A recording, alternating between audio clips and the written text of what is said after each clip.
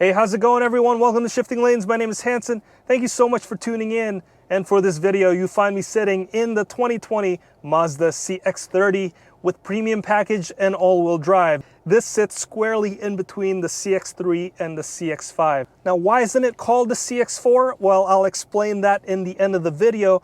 But right now, let's get right into it. I'll tell you what I like and dislike about this car so that you have a better idea before you go buy it. But let me tell you right now, for the money, this car has the best interior. The one I'm sitting in is the top of the line CX-30, so you could buy it for an MSRP of $31,370, and that includes shipping and some options. I'll get to the exterior and driving dynamics later on, but let's start with the interior because this is where you're going to spend all of your time. And after having reviewed so many cars, I can comfortably say that Mazda has completely taken a different approach to their interiors. Now, the words driver-centric and driver-focused get thrown around a lot to the point where it sort of becomes meaningless. But inside the Mazda CX-30 and other newer Mazdas, they've really built the interior around that core philosophy. Take, for example, the overall design of the dash. It has a very simplified look, almost like a concept car's interior,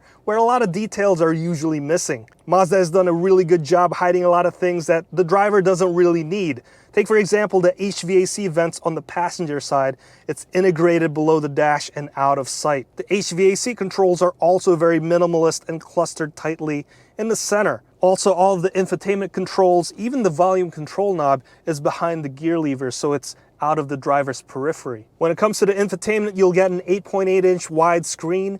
It's a very nice wide aspect ratio, so it doesn't have the shape of a traditional TV screen.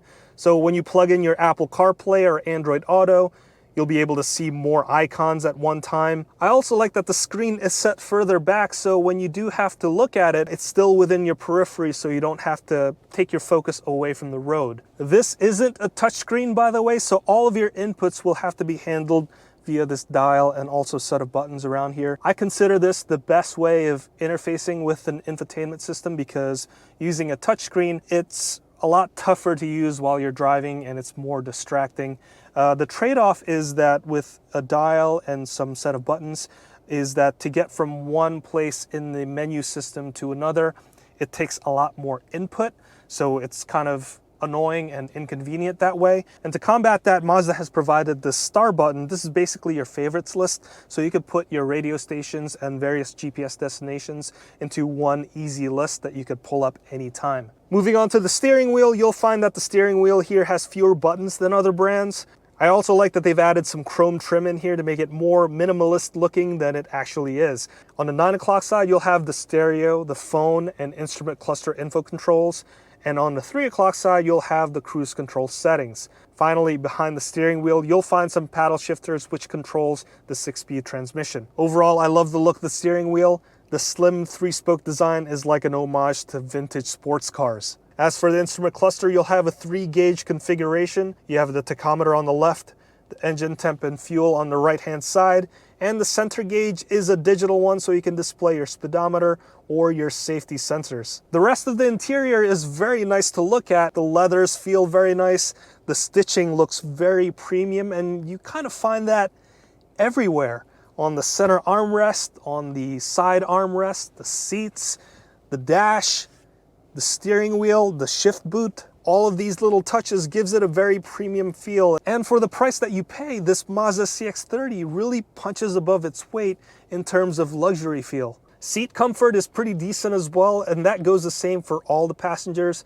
The back seat is a bit tight, however, but that's to be expected for a vehicle of this size. If you've been in the back seat of a Mazda 3 or a Toyota Corolla or a Honda Civic, you'll feel about the same way sitting in the CX-30. There is going to be more headroom, which is nice, but that headroom's taken away slightly with this moonroof in here because there is a slight bump to put all of this hardware on the roof. One nice thing about the second row of the CX-30 is that there's also center vents here, which is a big step up from the CX-3. So if you're shopping between the CX-30 and the CX-3 and you care more about your backseat passengers, then you should absolutely get the CX-30.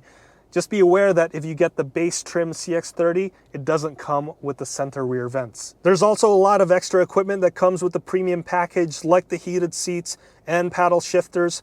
One notable upgrade is that you'll also get the powered liftgate, which provides you with over 20 cubic feet of storage with the back seats up. Let's talk about the exterior design for a little bit. This is a small car. This is between the subcompact and compact crossover sizes. So it's a fairly small car, and you could see this as I park it between my two personal vehicles, a Hyundai Veloster N and a Hyundai Tucson. The first one is a compact hatchback, and the latter is a compact crossover.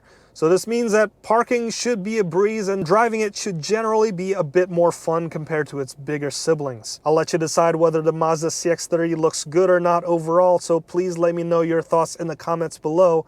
I do like how the CX-30 comes equipped with LED lighting front and back, which gives it a more premium look. The CX-30 has a more raked roofline when compared to the CX-5, so it gives it a more aggressive stance. Though I don't like how much black cladding you can see around the side and wheel arches. The purpose of it is to give it a more capable and rugged feel, but I feel like it clashes with the premium feel that the interior gives. Okay, so how does it drive?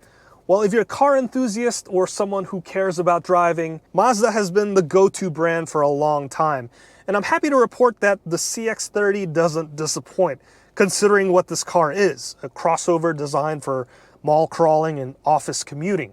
Steering feedback feels really good and you can read the road well. Most cars in this segment offers a really numb driving experience. But Mazda is different, and their whole approach to interior design, making the interior more driver-centric, really pays off here because they want you to focus on the drive, for you to focus on what they do really well. Driving through back roads like this feels a lot more engaging and a lot more fun compared to other cars in this class. If you're someone who doesn't really care so much about driving, then some of these things might become a turnoff for you, because those things that gives you that good precision feel and also good handling comes at a cost of a firmer ride. And you'll feel this as you go over expansion joints and also potholes. As for the engine, this has a 2.5 liter naturally aspirated 4-cylinder, and it's making 186 horsepower and 186 pound-feet of torque.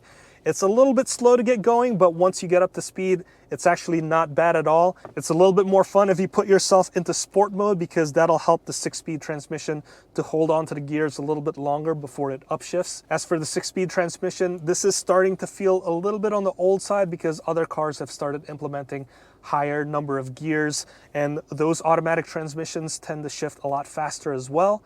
But in terms of mileage, this one isn't bad at all, because the front-wheel drive version gets you 25 city, 33 highway, and 28 combined. And the all-wheel drive, typically all-wheel drive vehicles take a mileage setback, but in this one, it's not so significant. The all-wheel drive version gives you 25 city, 32 highway, and 27 combined. And in terms of safety, this has all the modern safety standards like lane keep assist and departure warning, adaptive cruise control, and this one has the optional blind spot monitoring system and also rear cross traffic alert. And all that information can be seen either in the digital instrument cluster or the heads-up display. So do I recommend this vehicle?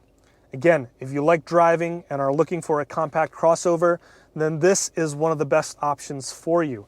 Add to it the spectacular interior with great materials and feel, then you're going to enjoy driving this on a daily basis. If you don't care about driving so much, then you may find that this is going to give you somewhat of a firmer ride, and there may be better options out there for you. Bottom line is, take it out for a test drive, take it out in the back roads, take it out in the twisties, and really feel the steering feel and the suspension and the handling, and see if you could live with it. And play around with the infotainment system and see if you could live with this dial method of input versus another car that has a touchscreen. As for why this isn't called the CX-4, because it slots right in the CX-3 and the CX-5, that's because Mazda is already selling the CX-4 in China. And in China, it's a totally different car with a totally different look and design. And instead of selling two different cars under the same name, they've decided to rebrand this one as the CX-30. So now you know. So there you have it. That's my review of the Mazda CX-30. If you learned something or if you enjoyed it, please consider hitting that like button, hitting the subscribe, and also hitting the notification bell so that you can get notified anytime we make a new video. let me wrap it up right there. My name is Hanson. This has been the 2020 Mazda CX-30 Premium Package with all-wheel drive, and I'll see you next time.